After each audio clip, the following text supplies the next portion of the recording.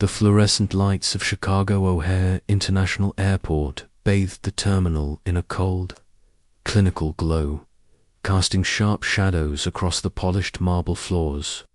At 6 a.m. on July 14, 2025, the air thrummed with the restless energy of travelers' families wrestling with overstuffed suitcases, executives barking into earpieces, and tourists clutching coffee cups as if they were lifelines. Amid this controlled chaos, Sam Harper, a 78-year-old African-American man, moved with deliberate precision, his ebony cane tapping a steady rhythm against the tiles. Each strike was a metronome of resolve, a quiet defiance against the years that had weathered his body but not his spirit. His silver hair, neatly cropped, caught the light, and his face, etched with lines of hardship and wisdom, carried the weight of a lifetime. But his eyes, sharp, unyielding, like polished obsidian, held a secret that could topple empires. Hidden within the silver ring on his left hand, a gift from a fallen comrade, was a microchip containing evidence of a massacre in Iraq's Anbar province in 2004, orchestrated by a coalition of military brass and private contractors. Sam was bound for Washington, D.C., to testify before a Senate Oversight Committee.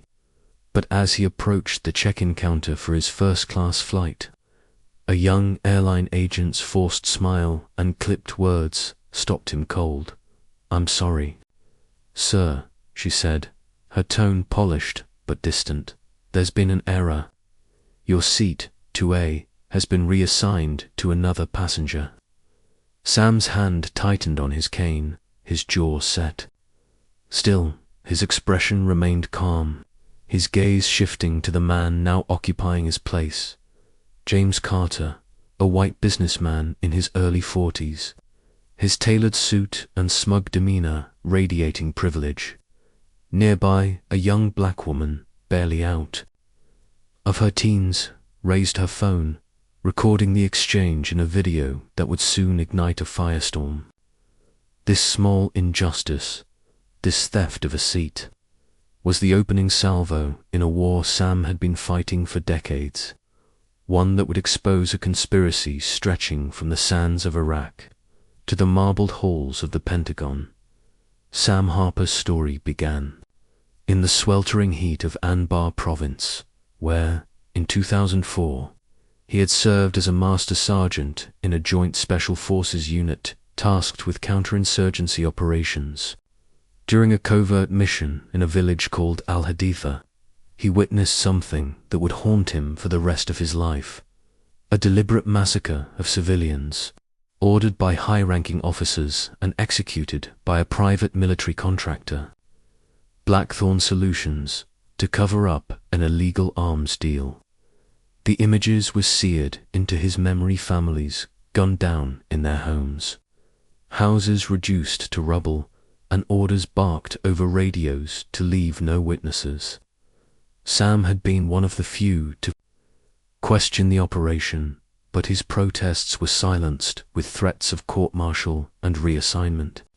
His closest friend, Sergeant Marcus Tate, had helped him gather evidence: photographs, audio recordings, and classified documents before being killed in a suspiciously timed ambush. The evidence was encoded onto a microchip hidden inside the silver ring Marcus had given him days before his death, a ring inscribed with the words "Truth endures." Now, 21 years later, Sam was determined to bring that truth to light, even if it meant facing the same forces that had buried it. As he stood at the check-in counter, the agent's dismissive tone was a familiar echo of the systemic disrespect he'd endured his entire life. "It's just a mix-up, sir," she said, avoiding his eyes. "We've reassigned you to 24C in economy. You'll still get to DC." Sam's jaw clenched, but he nodded, knowing this was no accident. He had seen this pattern before: random searches, subtle slights, the quiet erasure of his dignity. as he moved toward the security checkpoint. The young woman with the phone followed at a distance, her camera still rolling, capturing the moment for a world that was about to wake up. The security line was a labyrinth of barriers and scanners, and Sam felt the weight of eyes on him as he approached.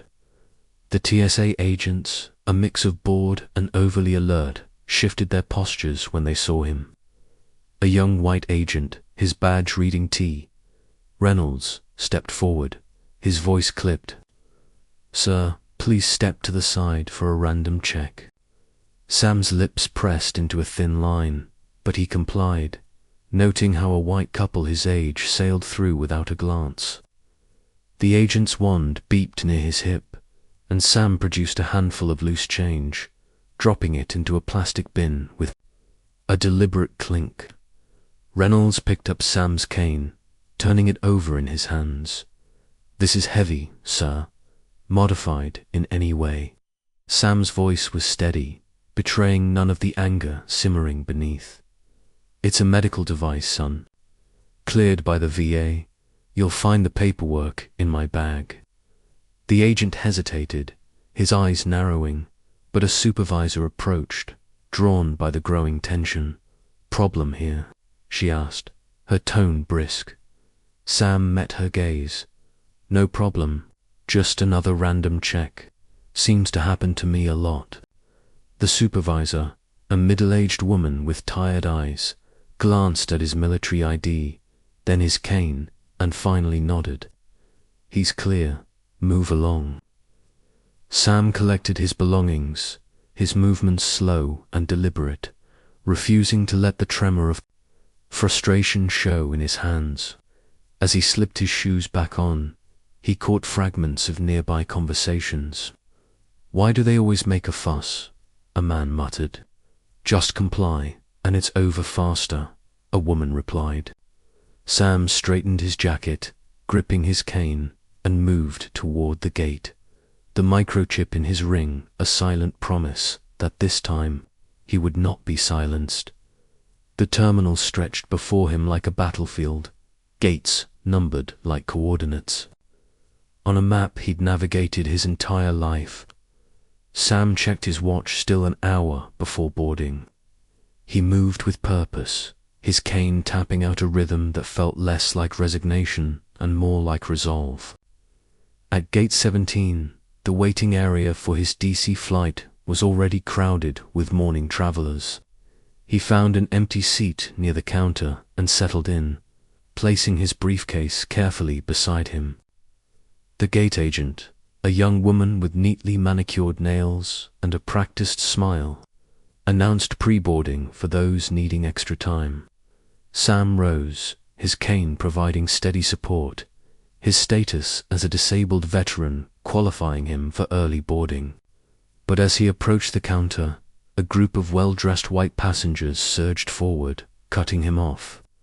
The agent scanned their boarding passes without hesitation, her smile never wavering. Sam cleared his throat.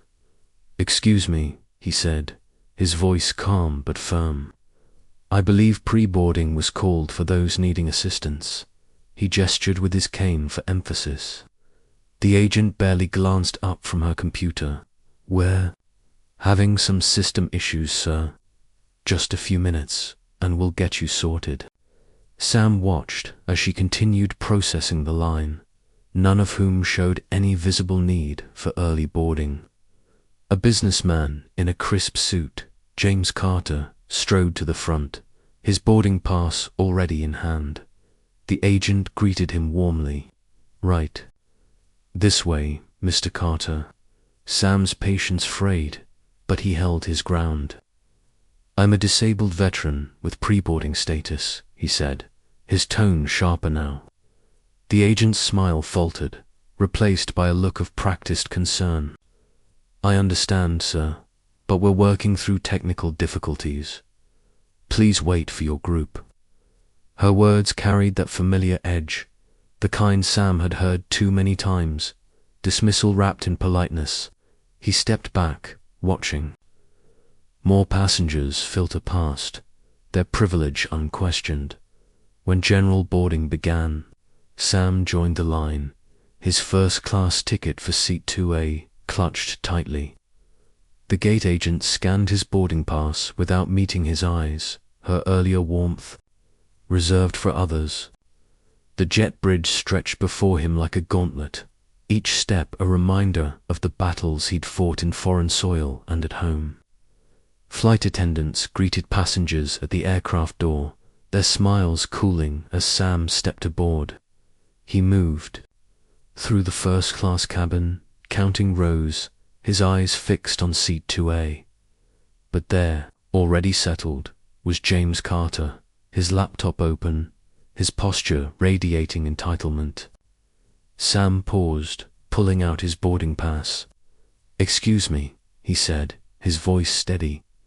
"I believe you're in my seat, 2A. Carter looked up, feigning surprise. "Oh no, this is mine," he said, not bothering to check his ticket.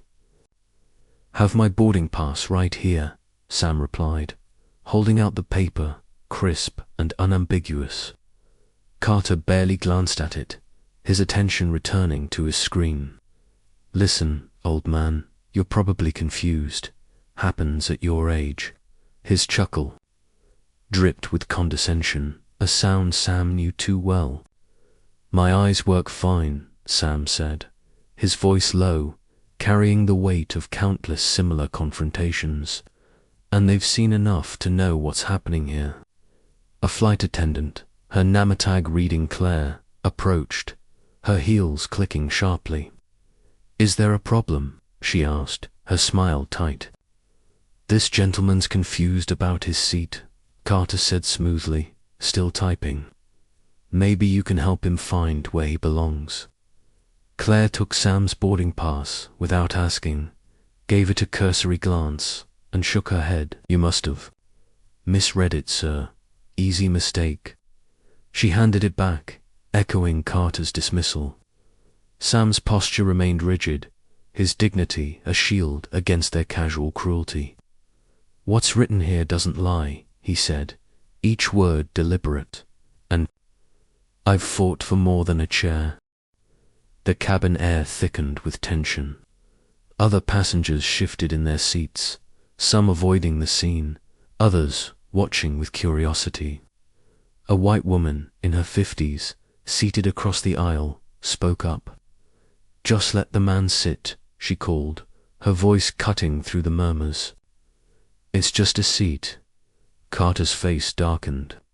He closed his laptop, turning to her.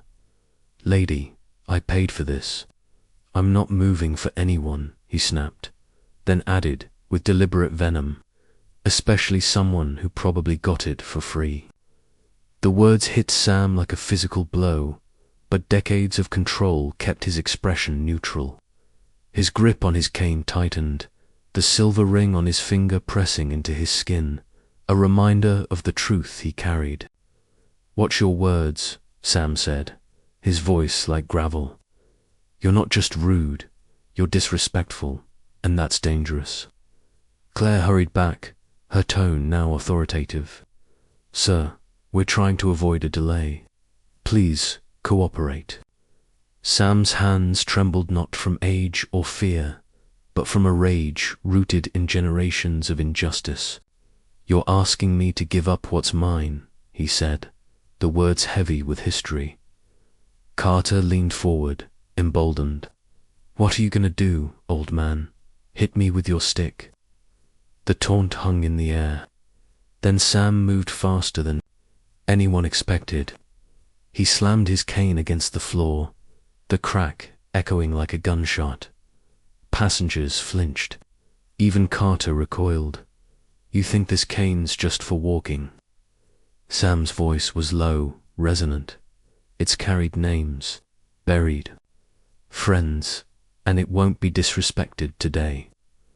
The cabin fell silent, passengers holding their breath. Carter's smugness faltered, confronted by a dignity that refused to bend.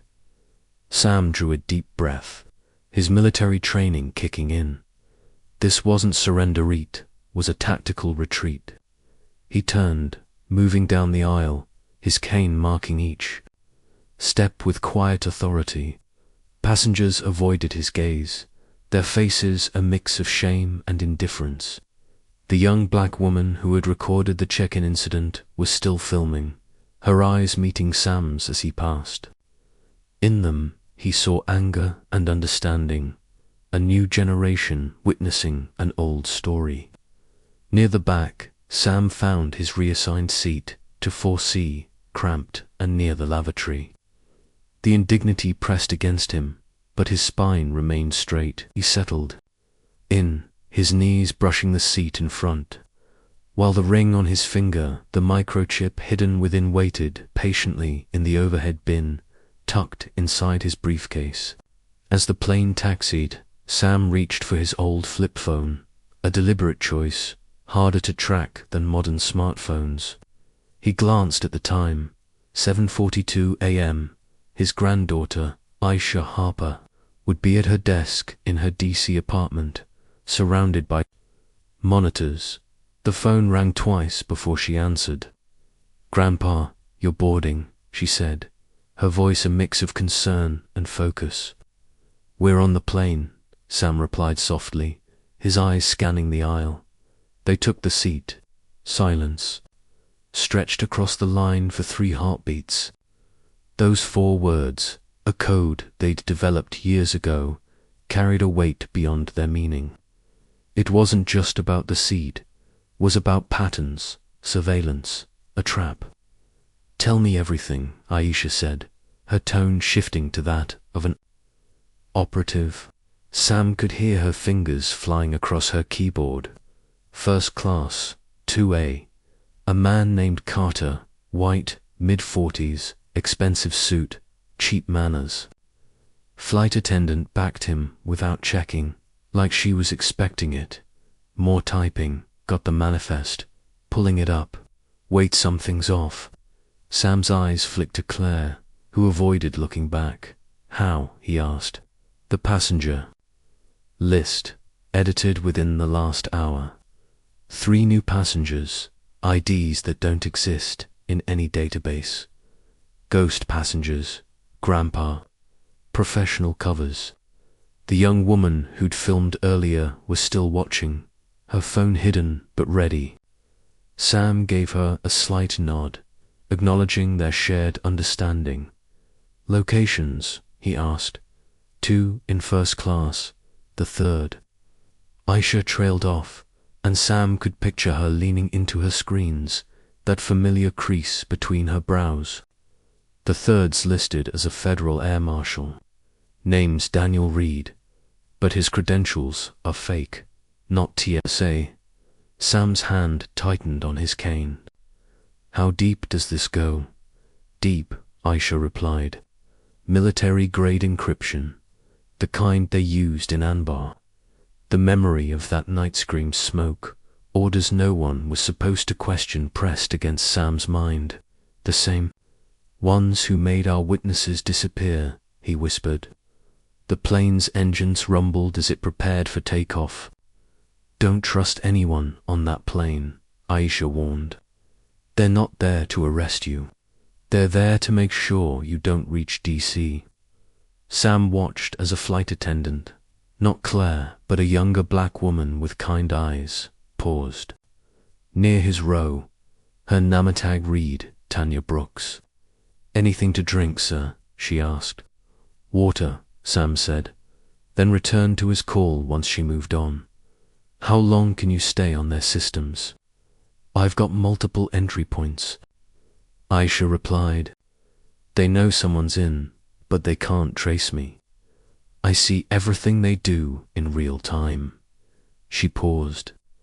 "Grandpa, what's that ring worth all this?" Sam glanced at the overhead bin.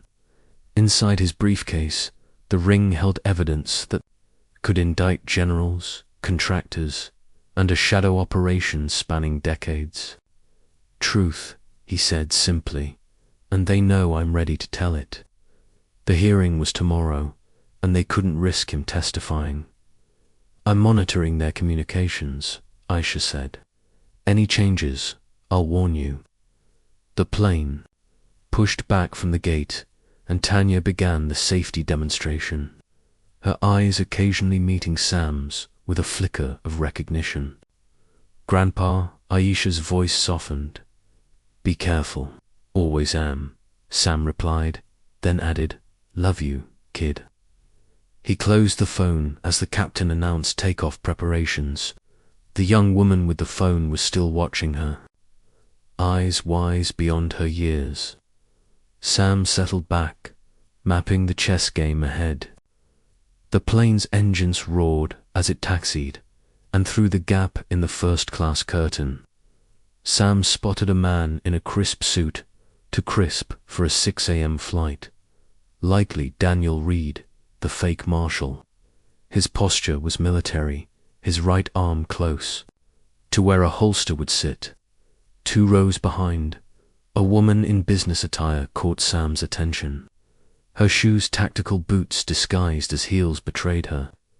She pretended to read a magazine, but her eyes tracked the exits. The two exchanged a glance, quick but deliberate, the kind Sam recognized from his special ops days. A third operative was behind him, boxing him in. Tanya paused near his seat. "Coffee, sir?" she asked, her stance subtly alert, feet planted like someone ready for action. Sam took a chance. Rather have some of that army coffee, strong, enough to float a horseshoe. Tanya's eyes widened slightly.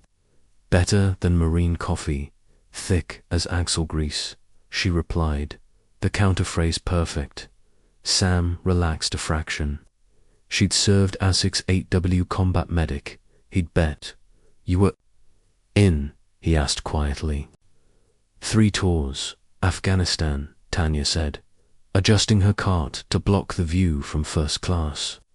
"You, Special Forces, Iraq, among others." Her nod was subtle. "I noticed the cane. Seems like it's seen action. More than some would." Like Sam said, glancing toward Carter. "They took my seat. Put me back here for a reason." Tanya's movements remained casual as she poured coffee. "I saw Carter's boarding pass was wrong. I checked the manifest earlier. Someone changed it. Above my clearance." "Changes made this hour," Sam confirmed. 3 ghost passengers. Tanya's hand stilled. "The marshal moves like no marshal I've ever seen." "None of them are what they claim," Sam said, accepting the coffee. "I'm being hunted. They want me alone." Tanya's professional mask cracked, revealing steel beneath. "You're not alone." Anymore. The plane lifted off, Chicago shrinking below. Tanya moved her cart forward, her steps calculated, her eyes promising to watch his 6. Sam's mind raced, recalling missions where allies emerged from unexpected places. But this mission was different. The stakes were the truth itself.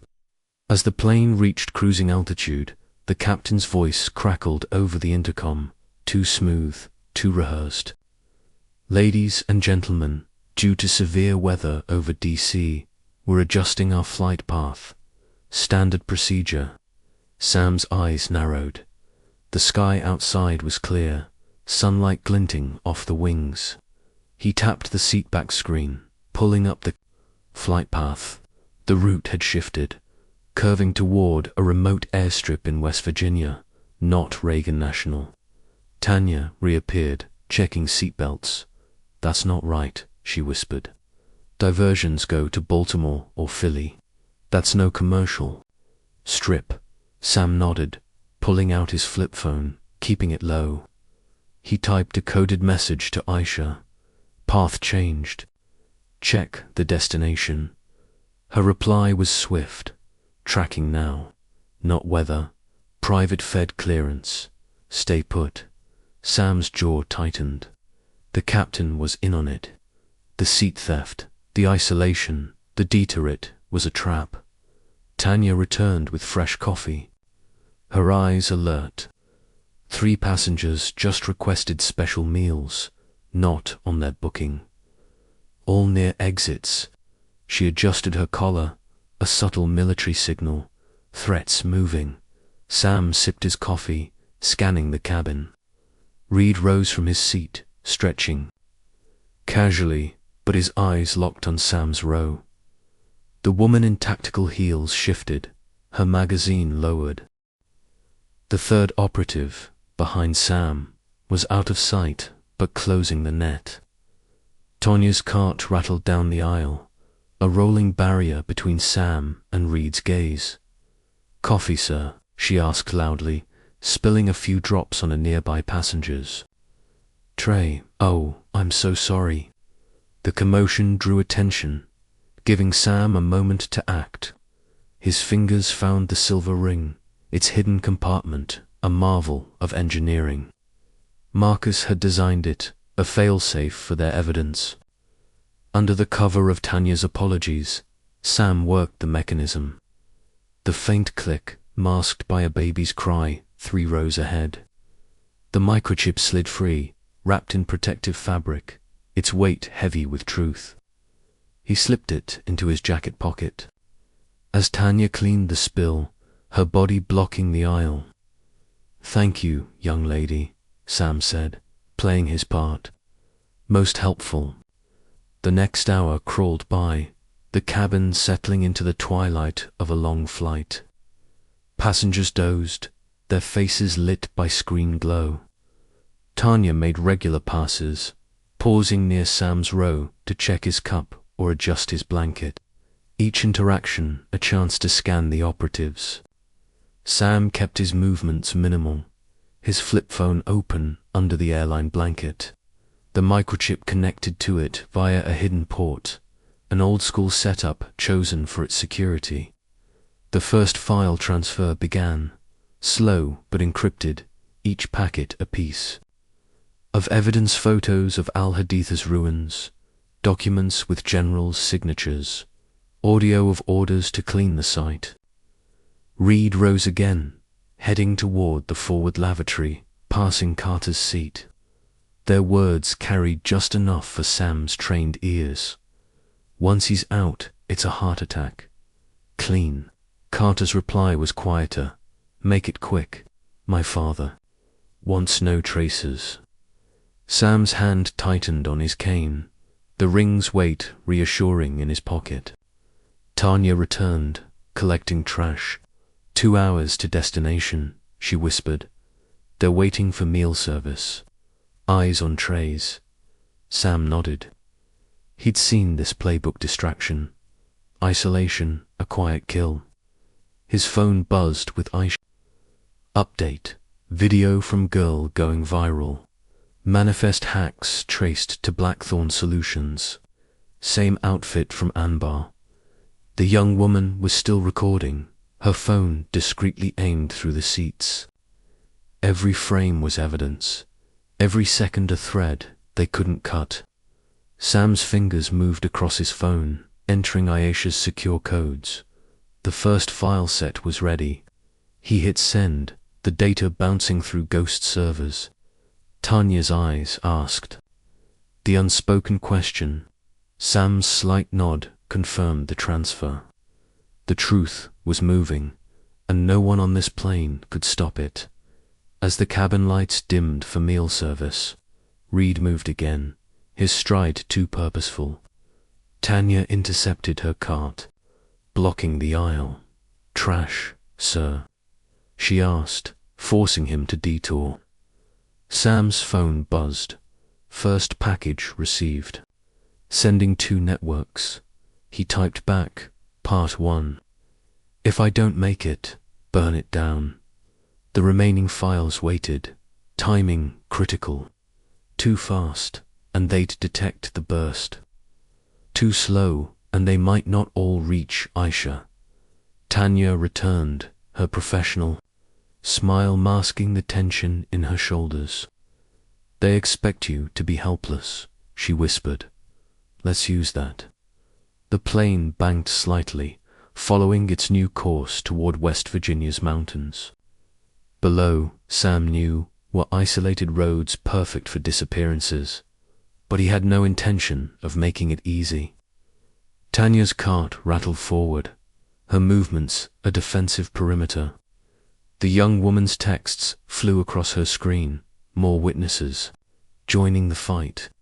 Reed and Carter exchanged another glance, unaware that while they watched Sam, the world was watching them. The microchips files proof of massacres, cover-ups, and corruption were a ticking bomb.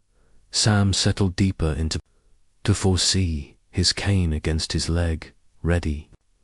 The hunt was on, but this time the prey had backup. The captain's voice interrupted again, announcing early meal service due to the route change. Sam's combat clarity sharpened, time slowing as it had in Anbar's dust-choked streets. Tanya moved with efficiency, her cart a shield, always positioning herself between Sam and at least one operative. The young woman's phone captured Reed's subtle signals to the woman in tactical heels. Sam traced the grooves on his cane, each one a memory of fallen brothers who trusted him to tell their story. He wouldn't fail them. As meal trays descended, Tanya paused near Sam's row. "They'll move soon," she whispered. "Over water. Probably natural causes." Sam nodded, his eyes never leaving the first-class curtain. Reed's silhouette was visible, his hand near his jacket. The woman shifted, her magazine discarded. The third operative, still unseen, tightened the noose. Sam's phone buzzed, CNN picking up the stream. #stolen seat trending. Carter checked. His phone, his composure cracking. He hadn't planned on an audience. Sam's lips curved slightly. They wanted him invisible, but their actions had made him a beacon. The truth was breaking free, and no detour could stop it. The meal service began, trays clattering as passengers adjusted their tables. Tanya moved with purpose, her cart a barrier between Sam and the operatives. She handed him a tray, her fingers brushing his with a subtle signal, "Stay sharp." The tray's water glass looked innocuous, but Sam's instincts screamed. He set it aside, untouched, and focused on the operatives. Reed was back in his seat, his posture too relaxed, a predator, waiting for the right moment. The woman in tactical heels adjusted her jacket, a faint outline suggesting a concealed weapon.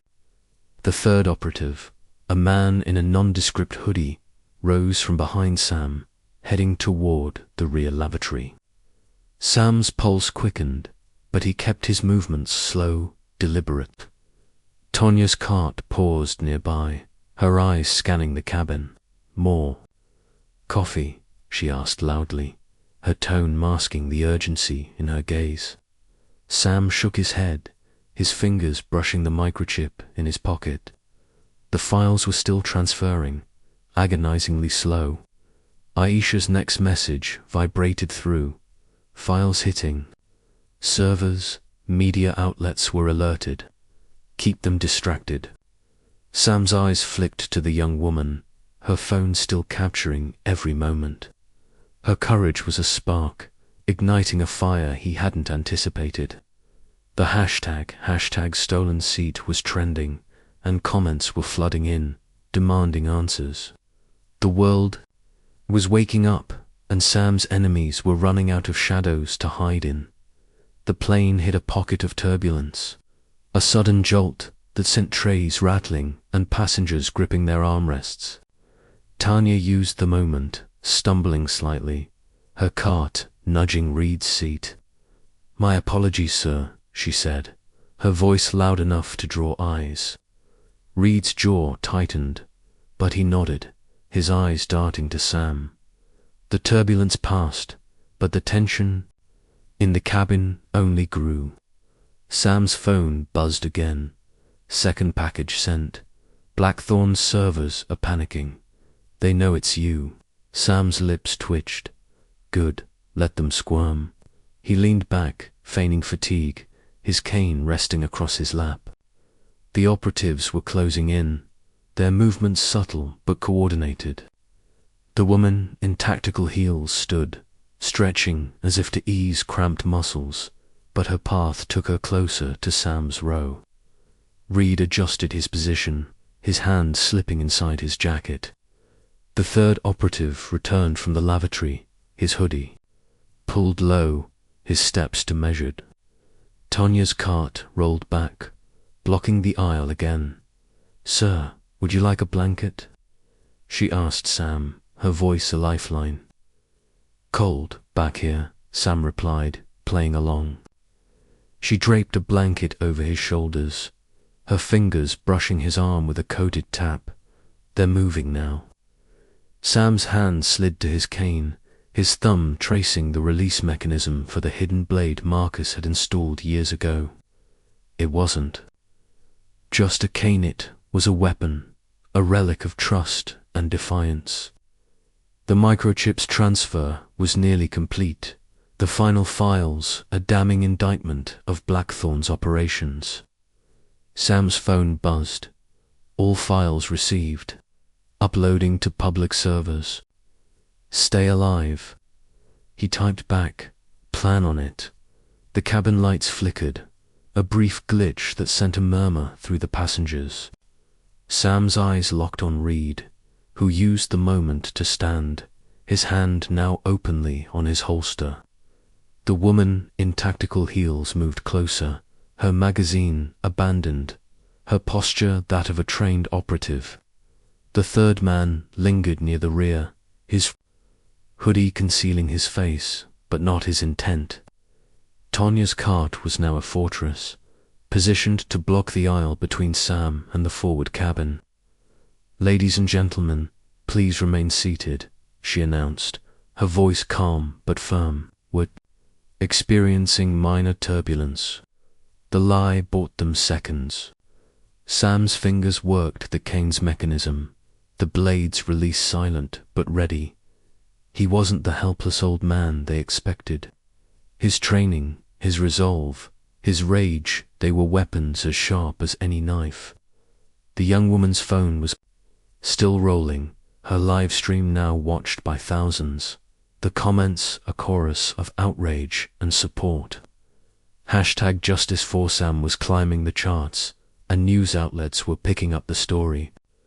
Carter's phone buzzed repeatedly, his face paling as he read the notifications. Sam caught his eye through the curtain gap, holding his gaze. "You're losing," Sam said softly, the words carrying across the cabin.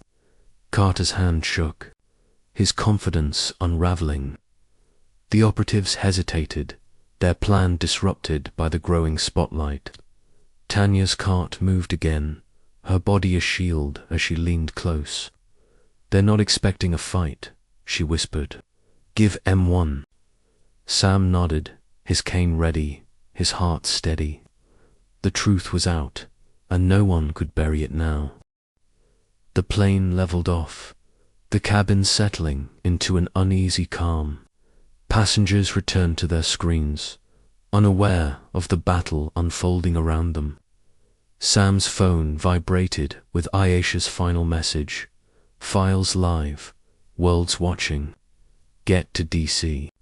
He closed the phone, slipping it into his pocket alongside the microchip. The evidence was no longer just his burden, it belonged to the world. Tanya's cart paused nearby, her eyes scanning the operatives. Reed was back in his seat, his hand still near his holster, his eyes locked on Sam. The woman in tactical heels had returned to her magazine, but her posture was tense, ready to strike. The third operative was a shadow, moving to casually toward. The rear Sam's cane rested across his lap, the blade's release within reach. He thought of Marcus, of Al-Haditha, of the families whose names were etched into his memory. This was for them. The captain's voice came again, announcing a new ETA for the West Virginia airstrip. Sam's lips curved into a grim smile.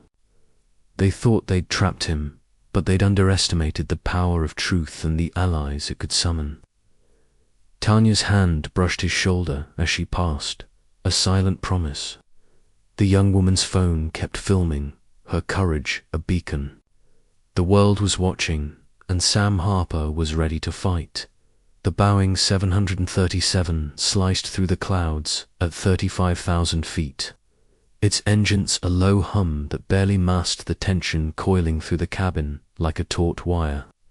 Sam Harper sat in the cramped confines of seat 24C, his ebony cane resting against his knee, its polished surface catching the dim glow of the overhead lights. The silver ring on his left hand, a relic from his fallen comrade Marcus Tate, pressed against his skin.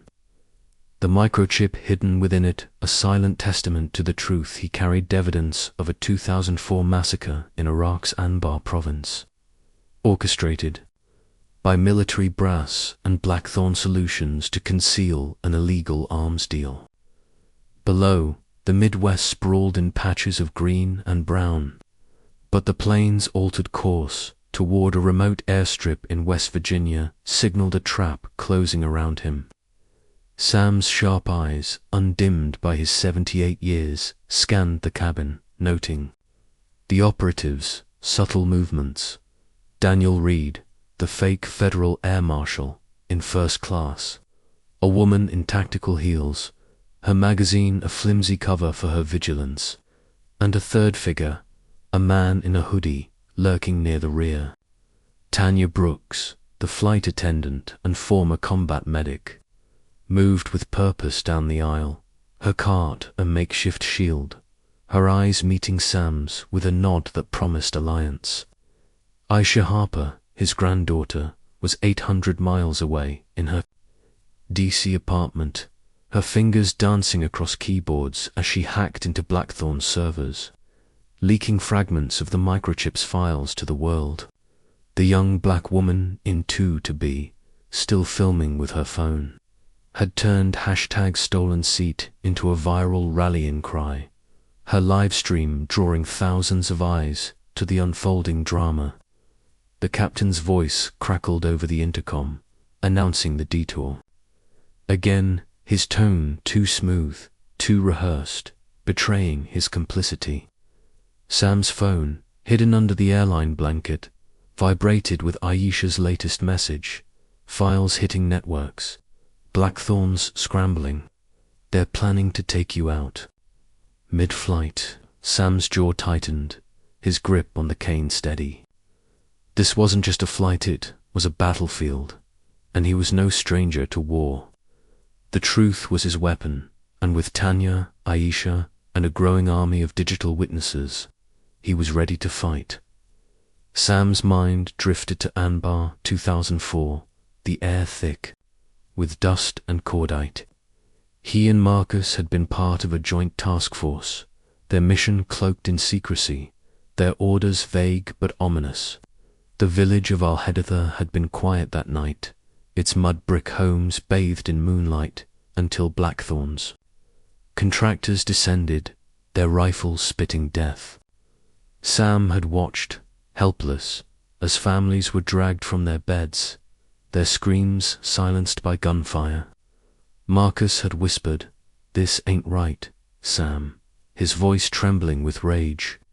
They'd gathered evidence in secret photos snapped, with a hidden camera, audio captured on a smuggled recorder, documents stolen from a commander's tent. Marcus had hidden the microchip in the ring, a safeguard against the inevitable retaliation. Days later, Marcus was dead, his Humvee obliterated in an ambush Sam knew wasn't random. The memory burned, fueling Sam's resolve. Back in the present. The cabin lights dimmed slightly, signaling the start of meal service. Tanya's cart rattled closer, her movements deliberate, her eyes scanning the operatives. Reed stood, stretching casually, but his hand lingered near his jacket, where a holster likely hid. The woman in tactical heels adjusted her posture, her magazine now on the seat beside her. The man in the hoodie lingered near the rear lavatory, his silhouette a constant threat. Sam's phone buzzed again. CNN and BBC have the first files. Hashtag Justice for Sam is trending globally. Aisha's work was relentless, her hacks slicing through Blackthorn's defenses like a blade.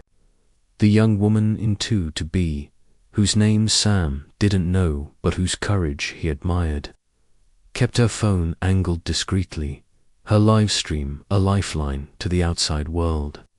Sam's lips curved into a faint smile. They thought they could bury him in silence. But the world was listening now. Tanya paused near Sam's row, her cart blocking the aisle. "Meal options, sir?" she asked loudly, her tone professional but her eyes sharp with intent. "Chicken or vegetarian?" Sam played along, his voice calm. "Chicken, please, and some water." She handed him a tray, her fingers brushing. His with a subtle signal, "Watch the glass."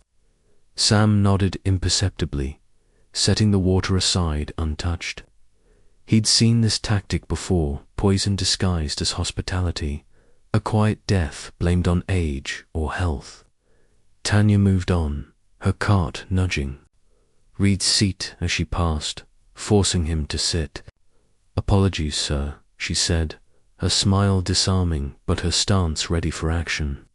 Reed's jaw twitched, his eyes flicking to Sam, then back to his tray. The woman, in tactical heels, stood, heading toward the forward lavatory, her movements too smooth, too calculated. Sam's fingers traced the hidden release on his cane, a blade Marcus had installed for emergencies.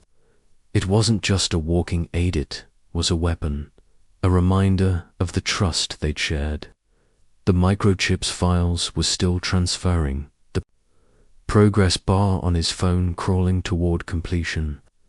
Aisha's next message vibrated through. "Their rerouting comes to a private server. I'm blocking it, but they're closing in." Sam typed back, "Keep the files moving. I'll handle this end." He glanced at the young woman, her phone still rolling, her face a mask of determination. She was more than a witness now, she was a soldier in this fight, her courage amplifying his own. The cabin settled into the rhythm of meal service. Trays clattering, passengers distracted by their food. Sam's tray sat untouched, his eyes fixed on the first-class curtain, where Carter was typing furiously on his laptop, his face pale. The businessman's confidence was cracking, his phone buzzing with notifications he couldn't ignore. Sam caught fragments of his muttered curses. How the hell did this get out? The live stream was doing its work, the world's eyes turning to Flight 472. Tanya returned, collecting trays, her cart a constant barrier. "Everything okay, sir?" she asked Sam, her voice loud enough to carry. "Just fine," Sam replied, his tone steady, appreciating the service. She leaned closer, pretending to adjust his tray. "Reed's got a syringe," she whispered, saw it when he adjusted his jacket. "They're waiting for you to drink." Sam's eyes flicked to the water glass, its surface unnaturally still. "Figured as much," he murmured. "Keep them off me a bit longer." Tanya nodded, moving her cart to block the aisle again. "Ladies and gentlemen, please keep your trays stowed," she announced, her voice cutting through the cabin noise. Reed's hand paused, his eyes narrowing. The woman in tactical heels returned from the lavatory, her gaze lingering on Sam as she passed. The man in the hoodie was back in his seat, his posture too relaxed, a predator biding his time. Sam's phone buzzed, files at 60%. Blackthorn's trying to shut down the stream. I'm rerouting through proxies. Aisha's tenacity was a lifeline, her digital warfare keeping the truth alive. Sam's fingers brushed the microchip in his pocket, its weight a reminder of Marcus's sacrifice. He wouldn't let it be in vain. The plane hit a pocket of turbulence. A a sudden jolt that sent trays rattling and passengers gasping. Tanya used a moment, stumbling slightly, her cart nudging Reed's seat again. "My apologies, sir," she said, her tone contrite, but her eyes sharp. Reed's hand twitched toward his jacket, but he forced a smile, his cover intact for now. The turbulence passed, but the cabin's tension only grew. Sam's phone vibrated, streams at 100,000 viewers. Protests forming at O'Hare and Reagan. National. The young woman's live stream was a wildfire, spreading faster than Blackthorn could contain. Her phone, angled through the seats, captured Reed's subtle signals to the woman in tactical heels. Sam's mind raced, mapping the operatives' positions like a battlefield. Reed was the immediate threat, his syringe a silent killer. The woman was the enforcer, her tactical boots a giveaway of her training. The man in the hoodie was the wild card, his movements unpredictable. Tanya's cart rolled back, her body a shield as she paused near Sam's row. "Blanket, sir?" she asked, draping one over his shoulders, her fingers tapping a coded message. "They're moving soon." Sam nodded, his cane ready, its hidden blade a last resort. The microchip's transfer hit 70%, the file's photos of Al-Haditha's ruins. Audio of orders to clean the site, documents with generals' signatures spreading across the globe. Carter's phone buzzed again, his face ashen as he read. The latest notifications. "This is impossible," he muttered, his voice barely audible. Sam caught his eye through the curtain gap, holding his gaze. "You can't bury the truth," he said softly, the words carrying across the cabin. Carter's hand shook, his laptop slamming shut. The operatives hesitated, their plan unraveling under the weight of public scrutiny. Tanya's cart moved forward, her movements a dance of precision and protection. She paused near the woman in tactical heels, offering a drink. "Water, ma'am." The woman shook her head, her eyes locked on Sam. Tanya's smile didn't waver, but her stance shifted, ready to act. Sam's phone buzzed, files at 80%. Blackthorn's servers are crashing. "They're desperate," he typed back. "Keep pushing, I'm ready." The young woman into to be adjusted her phone, her live stream now watched by millions. Comments flooded her feed. "Who's this man? Why's he being targeted?" Hashtag justice for Sam. The hashtag was a battle cry, echoing across social media, newsrooms, and protest lines. Sam's lips curved slightly. They'd wanted him invisible, but they'd made him a symbol. The cabin lights flickered again, a brief glitch that sent a murmur through the passengers. Reed used the moment to stand, his hands slipping inside his jacket. Tanya's cart blocked his path, her voice loud. "Sir, please remain seated during service." Reed's smile was tight, his eyes burning with frustration. The woman in tactical heels stood, heading toward the rear, her movements synchronized with the man in the hoodie. They were closing the net, their plan clear. Isolate Sam, administer the syringe, stage a medical emergency. But Tanya was a step ahead, her cart a fortress, her military training evident in every move. Sam's fingers worked the cane's release, the blade's mechanism silent but ready. He wasn't the helpless old man they expected. His training, his resolve, his rage, they were weapons as sharp as any knife. The captain's voice came again, announcing a new ETA for the West Virginia airstrip. "We're making excellent time," he said, his tone betraying a hint of unease. Sam's eyes narrowed. The captain was Blackthorn's puppet, his detour a death sentence. Tanya paused near Sam's row, collecting trays. "They're waiting." For the next turbulence, she whispered, "It's their cover." Sam nodded, his gaze flicking to the seatback screen, where the flight path showed their descent toward the remote strip. His phone buzzed. Files at 90%. Protests at airports are growing. You're a hero, Grandpa. Sam's heart swelled, but he pushed the emotion aside. Heroes didn't win by feeling, they won by acting. He typed back, "Finish the upload. I'll handle the rest."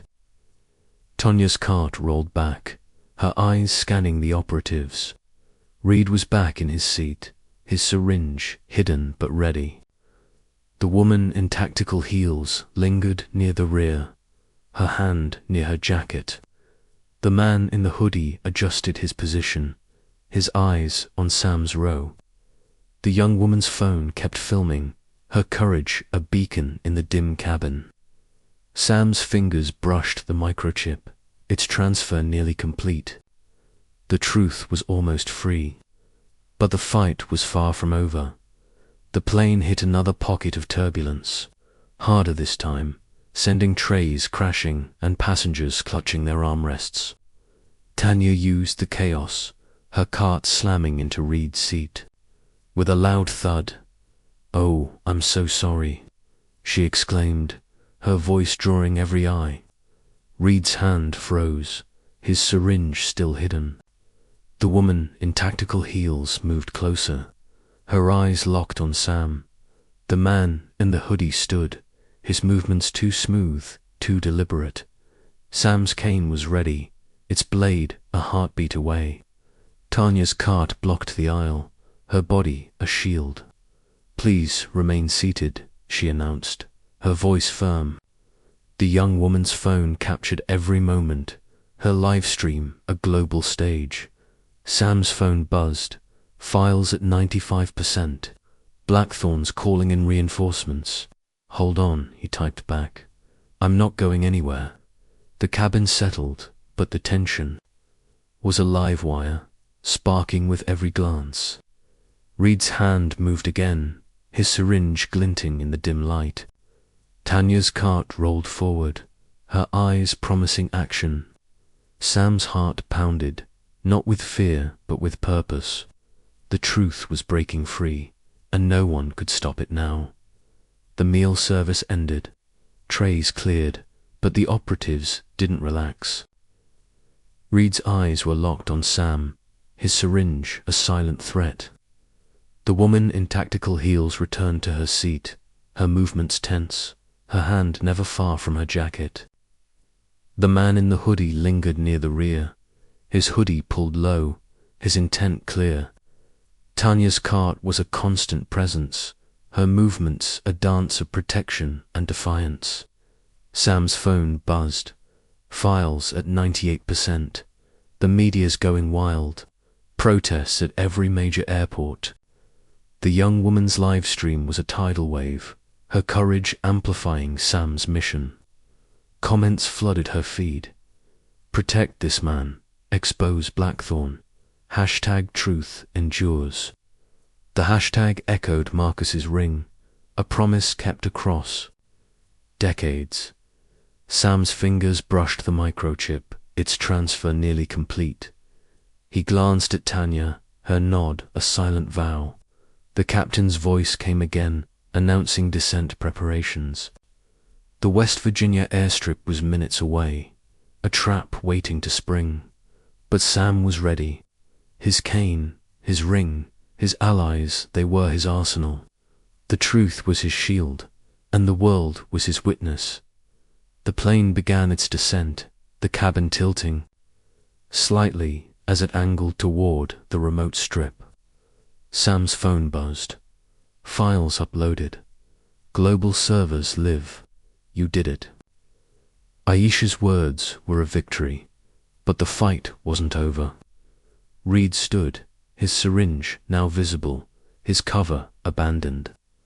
The woman in tactical heels moved closer, her hand inside her jacket. The man in the hoodie stepped into the aisle, his eyes locked on Sam. Tanya's cart slammed into the aisle, blocking their path. "Ladies and gentlemen, please prepare for landing," she announced, her voice a command. Sam's cane was ready, its blade a heartbeat away. The young woman's phone kept rolling, her live stream a global cry for justice. Carter's face was ashen, his phone buzzing with notifications he couldn't silence. The world was watching, and Sam Harper was no longer alone. The truth was free, and the fight was just beginning. The Boeing 737 touched down on the cracked asphalt of a remote airstrip in West Virginia's Appalachian foothills. The horizon painted crimson by the setting sun on July 14, 2025. The engines whined to a halt, but the tension inside the cabin of Flight 472 remained electric, a coiled spring ready to snap. Sam Harper sat in seat 2 for C, his ebony cane gripped tightly, its hidden blade a silent promise of resistance. The silver ring on his left hand, a gift from his fallen comrade Marcus Tate, no longer held the microchip. Its damning evidence, photographs, audio recordings, and documents proving a 2004 massacre in Iraq's Anbar province by BlackVeteran. Solutions and military brass had been uploaded to global servers, thanks to his granddaughter Aisha's relentless hacking. The world was watching, ignited by the live stream of a young black woman in 2-B, whose viral hashtag stolen seat and hashtag justice for Sam hashtags had turned Sam's fight into a global movement. Outside, the airstrip was no longer a trap but a stage. News vans lined the perimeter, their satellite dishes pointed skyward, while hundreds of protesters, veterans, activists, and ordinary citizens gathered behind makeshift barricades, their signs demanding truth and accountability. Tanya Brooks, the flight attendant and former combat medic, stood near the galley, her posture alert, her eyes locked on the operatives who had hunted Sam, Daniel Reed, the fake federal air marshal, a woman in tactical heels, and a man in a hoodie, all now cornered by the spotlight of public scrutiny. The captain's voice, strained and faltering, announced deplaning procedures. But Sam knew the real battle awaited in Washington, D.C. At a Senate Oversight Committee where he would testify against BlackVeteran and their allies. His phone vibrated with Aisha's latest message. Protests at every major airport. Files are everywhere. You're untouchable now. Sam's lips curved into a grim smile. The truth was free, but the war was far from over. As the cabin door opened, revealing armed federal agents waiting on the tarmac, not BlackVeteran's mercenaries, but real feds. Pressured by the global outcry, Sam stood, his cane tapping a rhythm of defiance. This was the dawn of justice, and he was ready to see it through. The air outside was thick with the scent of pine and diesel. The West Virginia dusk cool against Sam's skin as he stepped onto the tarmac. Tanya flanked him, her flight attendant's smile replaced by the steely resolve of a combat medic. The young woman from 2-B, whose name Sam now knew was Maya Johnson, followed close behind, her phone still recording. Her live stream a lifeline to millions. The crowd roared as Sam appeared, their chants of justice for Sam echoing across the airstrip. News cameras swiveled, their lenses capturing every step of the old veteran. His silver hair glinting under floodlights, his cane a symbol of resilience. Aisha's voice crackled through his earpiece, a discreet device Tanya had slipped him during the flight. Grandpa, you're trending globally. CNN, BBC, Al Jazeera, they're all running the files. BlackVeteran's board is in chaos. Sam's eyes scanned the tarmac, noting the federal agents' uneasy postures, their hands hovering near holsters, unsure whether to protect him or detain him. Behind them, protesters waved signs reading "Truth endures" and "End Blackthorns." Lies, echoing the inscription on Marcus's ring. Sam's heart pounded, not with fear but with purpose. He'd carried the truth for 21 years, through silence and threats, and now it was a wildfire, unstoppable. But Blackthorn wasn't done. Reed, the fake marshal, emerged from the plane, his face a mask of controlled rage, his syringe discarded, but his intent clear. The woman in tactical heels and the man in the hoodie followed, their movements stiff, their covers blown by Maya's. Relentless filming, Sam's cane tapped the ground, each step a declaration. He was no longer prey. The feds approached, their leader, a grizzled agent named Agent Torres, flashing a badge. "Mr. Harper, we're here to escort you to DC, Torres said, his voice clipped but respectful. "Orders from the top. You're a high-value witness." Sam's eyes narrowed, reading Torres's posture tense but not hostile. A man caught in a storm he didn't create. "Whose orders?" Sam asked, his voice low, carrying the weight of decades. Torres hesitated, glancing at the crowd, then back at Sam. "Senate Intelligence Committee.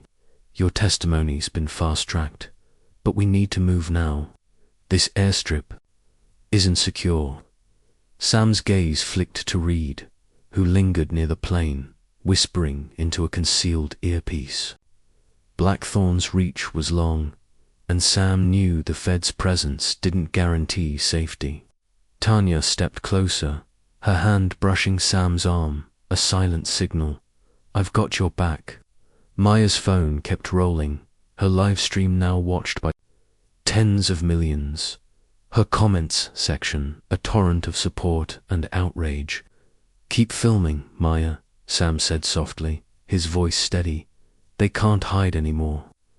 Maya nodded, her eyes fierce, her courage a mirror of his own. The feds formed a loose perimeter, guiding Sam toward a black SUV. But the crowd surged forward, their chants drowning out the engine's whine. A veteran in a wheelchair, his cap adorned with Vietnam War pins, broke through the barricade, extending a hand. "We're with you, brother," he said, his voice rough with emotion. Sam clasped his hand, the connection grounding him. This wasn't just his fight, it was theirs. The SUV's interior was cool and sterile, the leather seats a stark contrast to the chaos outside. Tanya insisted on riding with Sam, citing her role as a witness, while Maya climbed into a separate vehicle with a news crew, her phone still streaming. Agent Torres took the front passenger seat, his eyes scanning the horizon as the convoy rolled toward a private airstrip for a connecting flight to DC. "You've stirred up a hornet's nest, Mr. Harper," Torres said, his tone a mix of admiration and caution. "Blackthorn's got friends in high places, but the public's on your side." Sam's lips twitched. "Public's one thing, power's another." Torres nodded, his face grim. "We're under orders to get you to the capital. Alive, but Blackthorn's desperate. They've got assets moving." Sam's hand tightened on his cane, the blade's release mechanism a comforting weight. Aisha's voice came through his earpiece. "Grandpa, I've got eyes on Blackthorn's comes. They're planning an intercept before you reach DC private. Contractors, not feds." Sam's eyes met Tanya's, her nod confirming she'd heard. "Tell me where," Sam whispered, keeping his voice low. "Highway 52, 10 miles out. Ambush site. I'm feeding the feds your location data to counter it." Sam's mind raced, mapping the terrain like he had in Anbar. The convoy was vulnerable, but so were Blackthorn's mercenaries. They hadn't planned on a global audience. Maya's livestream was their weakness. Her footage a weapon sharper than any gun. The convoy sped through the winding roads of West Virginia, the mountains looming like silent sentinels.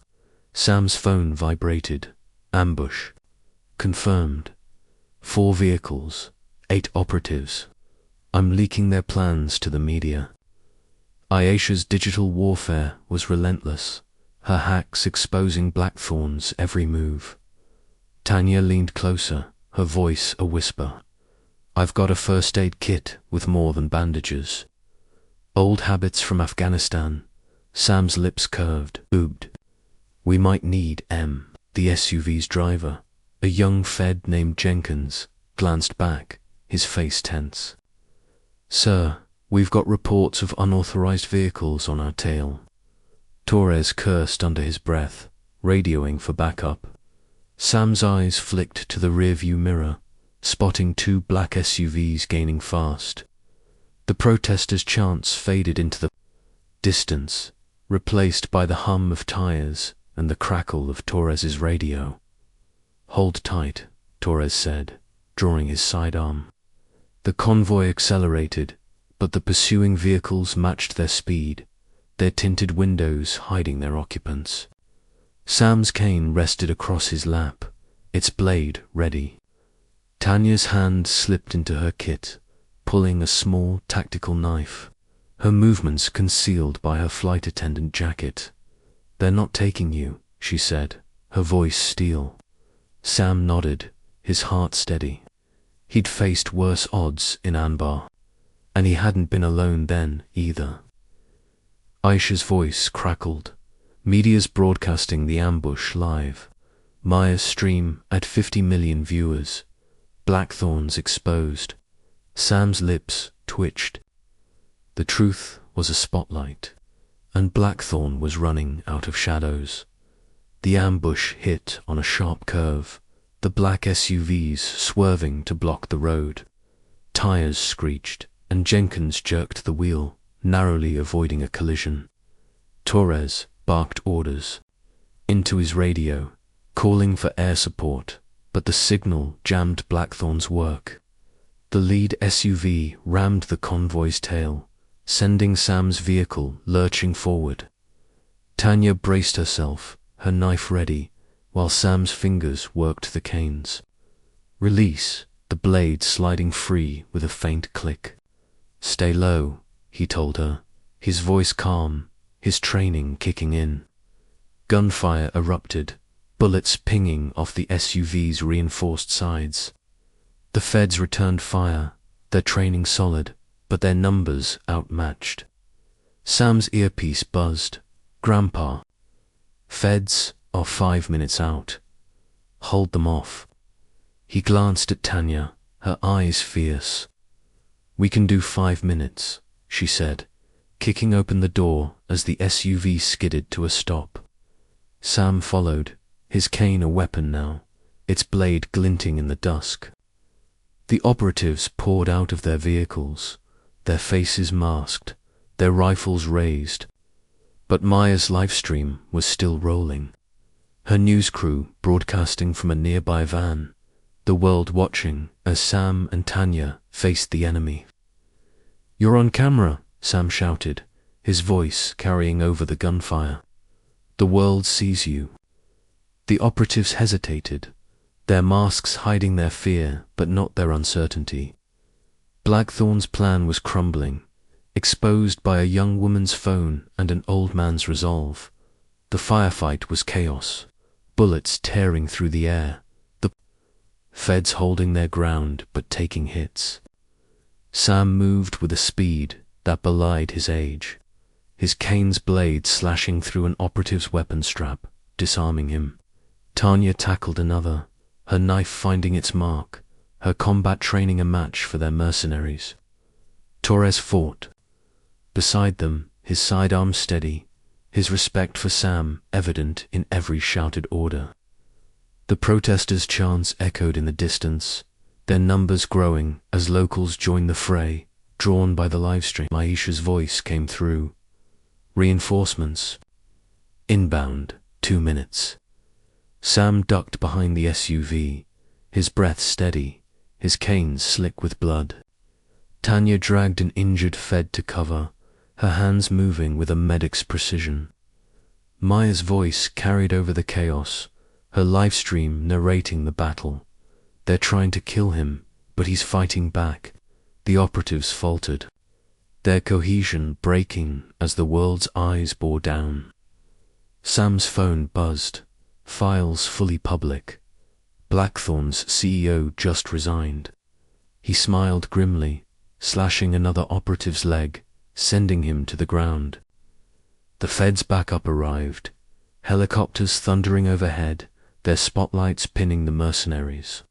The operatives dropped their weapons, their masks useless now. Sam stood, his cane planted, his eyes locked on the horizon.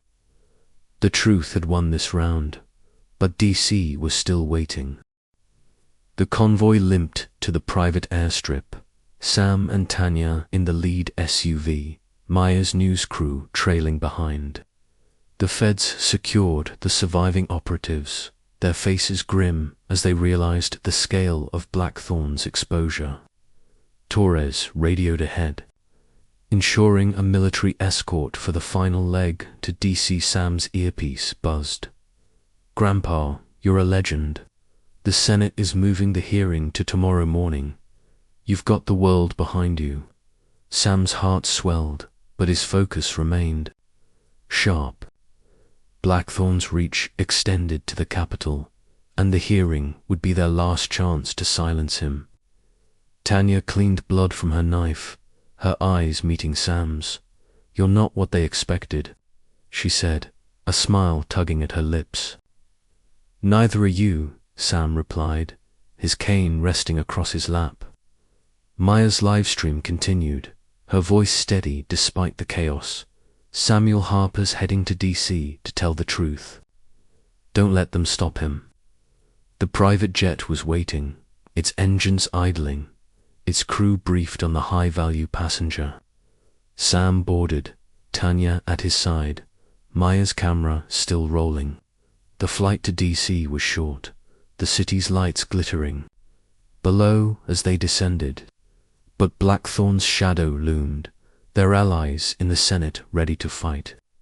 Sam's cane tapped the floor, a rhythm of defiance. The truth was out, but the battle for justice was just beginning.